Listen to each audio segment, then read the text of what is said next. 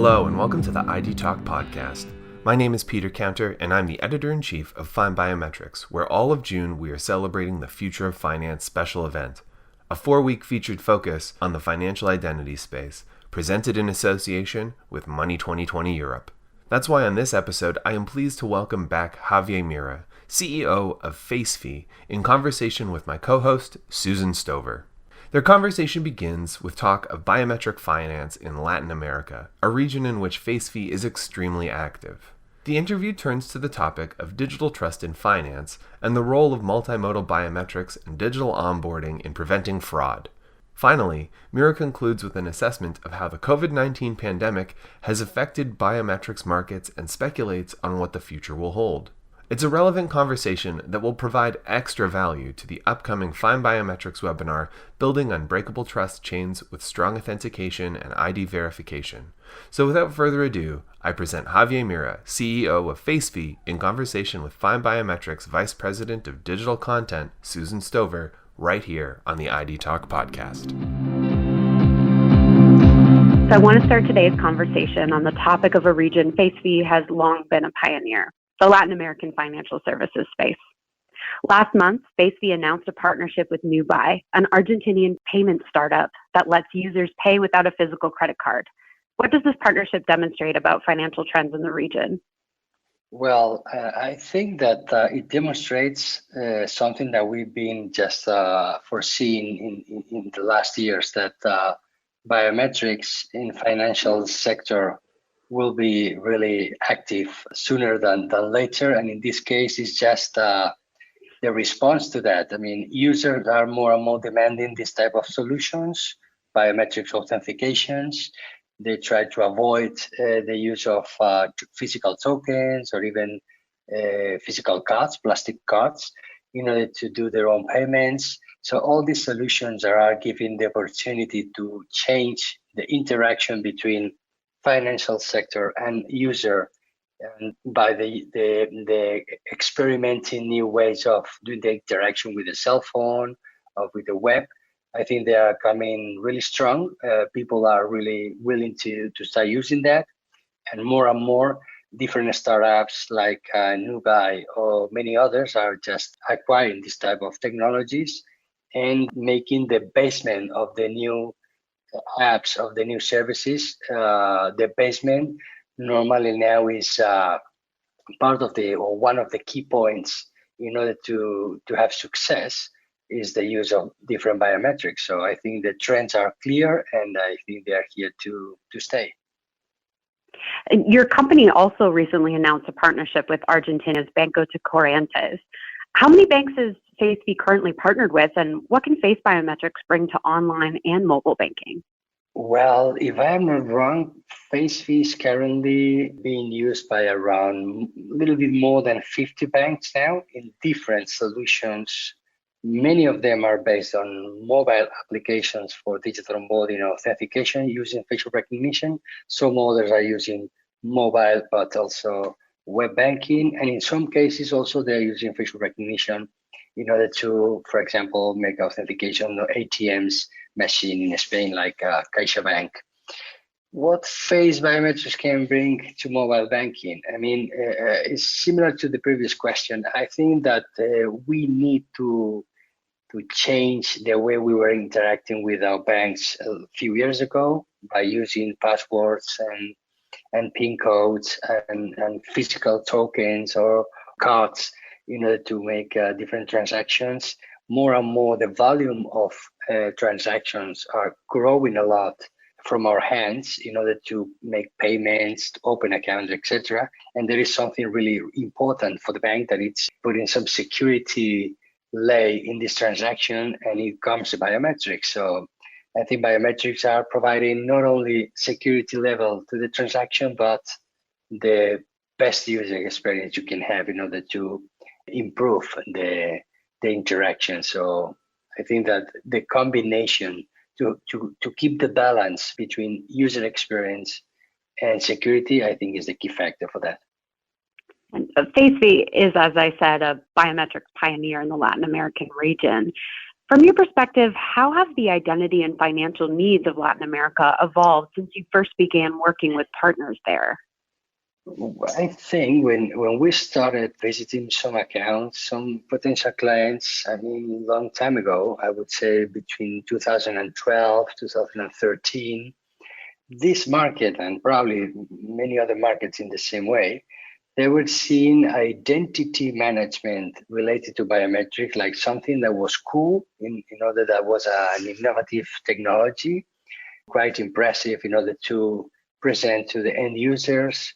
But it's been a big change from that moment to now. Now, the needs of Latin America are that more and more they have to start implementing this type of technologies rather than saying, okay, it's a cool technology, but it's not necessary. Now it's necessary. Now you don't have even one bank that is not paying attention to biometrics within the bank. I think they are even having some special departments within the bank specialized in biometrics in order to be applied in different solutions and channels within the bank. So the needs have changed completely. Before was something cool, now it's something that I would say that it's even mandatory. FacePhi continues to bet on worldwide banking, where, today, it is a leader in facial biometrics and onboarding. With over 50 contracts, serving over 10 million users, conducting over 6 million onboardings, and with more than 850 million authentications to its name, FacePhi is trusted by some of the world's biggest names in finance to ensure trust, privacy, security, and compliance. Learn more at FacePhi.com. And now, back to the podcast. Speaking about modern digital finance, on June 17th, you will be participating in the FindBiometrics webinar, Building Invincible Trust Chains and Strong Authentication and ID Verification, presented with our partner, Money 2020 Europe. What role does biometric onboarding play in building and maintaining trust between users and financial institutions? Well, I think the demand and the tendency is growing a lot.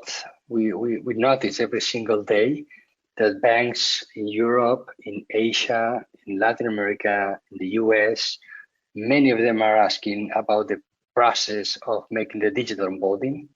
All the financial sector, it's really now trying to make the digital transformation process as fast as possible. And part of it is to have or to acquire or to implement solutions like the digital onboarding in order to do the whole process. More and more end users, they don't want and they don't need to go to the physical office, to the branch office, to do any transaction or to open a new account. So now I think that big banks, or even small banks as well, there is a race in order to see who is going to be capable to somehow acquire more clients in an efficient way. And the only way that you can do that now is by using digital onboarding apps that are capable to validate, verify that the customer who wants to open a new account is the one that is authorized by somehow verifying the ID, verifying that it's a live person, and verifying also that the matching of the face, it's exactly the face you have on the ID document. So practically what I would say that the trust is coming in the way that more and more these type of technologies are more accurate. Using AI, now it's capable, the technology, to detect if the person is alive and is not showing a picture in front of the camera. So if you are capable to demonstrate that the technology is accurate and is really convenience for the end user, financial institutions are just trying to implement as soon as possible and to deploy the technology in order to somehow increase the number of new clients.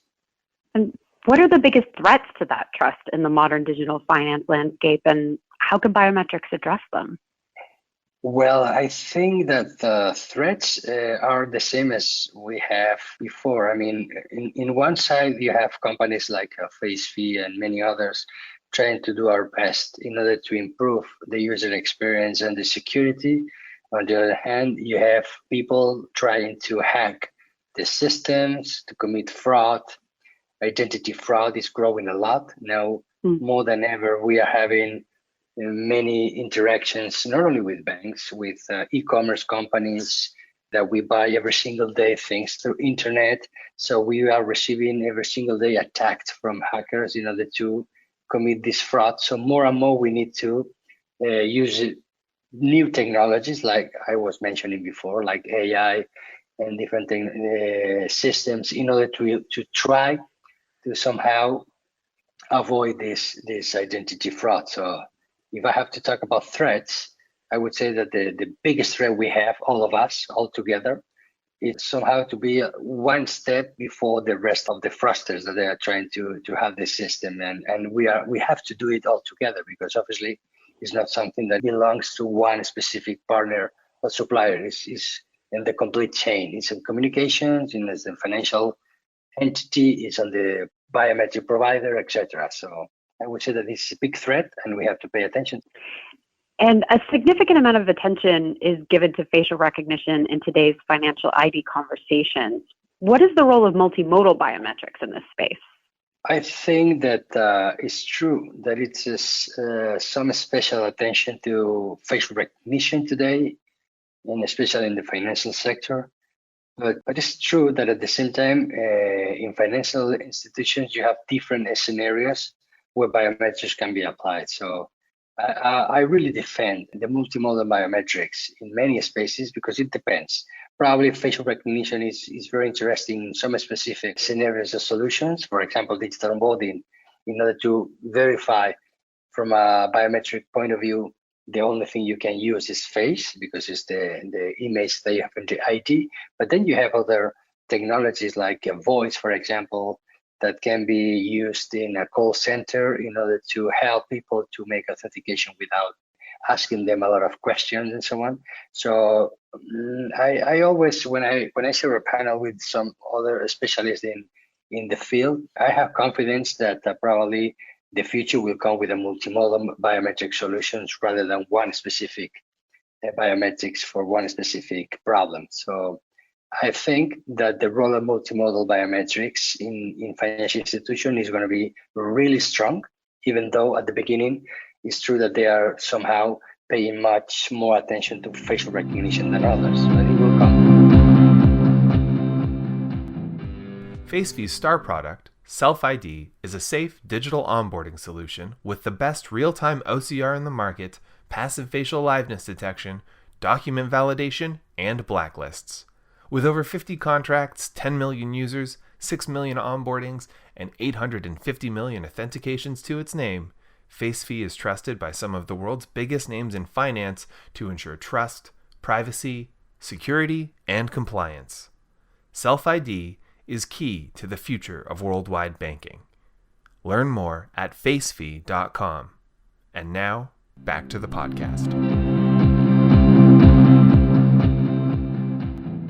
And this spring, FacePhi's audited fiscal results showed remarkable year-over-year growth in 2019. What drove that success? Well, it's a good question. That's the secret of the company. But no, it's just joking. The truth is that biometrics in general are growing a lot.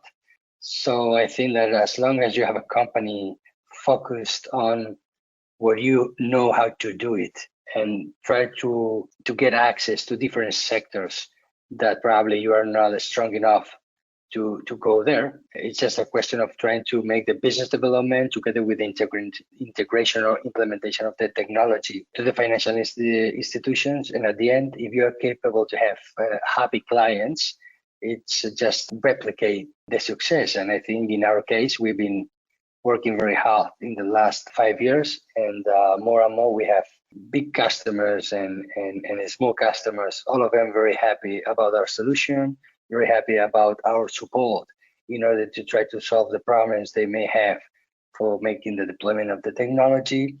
And somehow, if you have some referrals that, as we do have, is something that is helping you to have more success, and hopefully we will be able to keep this strategy in the coming years. So no secret recipe or anything like that. And as a provider of mobile enabling software solutions, how has the COVID-19 pandemic affected the markets FacePhi operates in? Well, surprisingly, it's affecting from a positive way. And it's not nice to say that because a lot of people is suffering now, not only from the health aspect, but the economic aspect. A lot of people are losing their job, etc. But the truth is that in our case, and I think it's the same to companies like FacePhi, the market it's been more open than before. We are receiving some acceleration in some of the opportunities that we had open at the beginning of the year, and we didn't have any cancellation for any project in financial institutions, but also in some other sectors like health industry with some hospitals and some administration of government related companies. So in our case, we see that COVID is affecting many of the processes that involve people going to physical offices or administration to get access to some services. And now more and more governments and private companies are trying to make those processes without any contactless solution. So in that case, facial recognition with many other technology are, I think, in the right moment to develop the market in a nice way. So we see that this year and the coming year is going to be really positive for us, and somehow people are more engaged in order to start using this type of technology. So I think it's going to be good for us. And what are your industry expectations for the rest of 2020 and beyond? Well, part of the question was answered before. I think the expectations for the industry, if we are talking about biometrics and if we are talking about facial recognition biometrics specifically, I think the expectations are really good. All the processes that are going to be frictionless, contactless, giving the chance to do access to the services without any physical presence is going to be a key topic the rest of this year. And on the other side, we'll see if probably some of the investments that big companies were trying to do in different assets will be kept or will be moved to different ways. We think that in terms of security and digital transformation, I think budgets are going to be kept. So we wouldn't have a problem on that. But in the case of biometric industry or facial recognition industry, the expectations, I think, should be on the top. And how can listeners get in touch with you to learn more about the topics we discussed today? Well, we have a website, FacePhi.com. We have also access to any information that any listener may want to receive through the email. It's info@FacePhi.com. Then you can also use our social networks and LinkedIn, where we are just putting all the information. So it's very easy today to get access to FacePhi, and we are more than happy to provide with any information. Well, thank you so much for joining me today, Javier, and looking forward to hearing you on our webinar coming up. Thank you, Suzanne. It's been a pleasure for me. Thank you very much. So concludes Susan Stover's interview with Javier Mira, CEO of FacePhi. To learn more about the topics discussed in this episode, visit FacePhi.com. And to register for the webinar Building Unbreakable Trust Chains with Strong Authentication and ID Verification, click the link below in the show notes. I would like to thank Javier for joining us on today's episode, and thanks again to Susan Stover for conducting the interview. Our podcast theme music is by Logomrad. I have been your host, Peter Counter. Thank you for listening to the ID Talk podcast.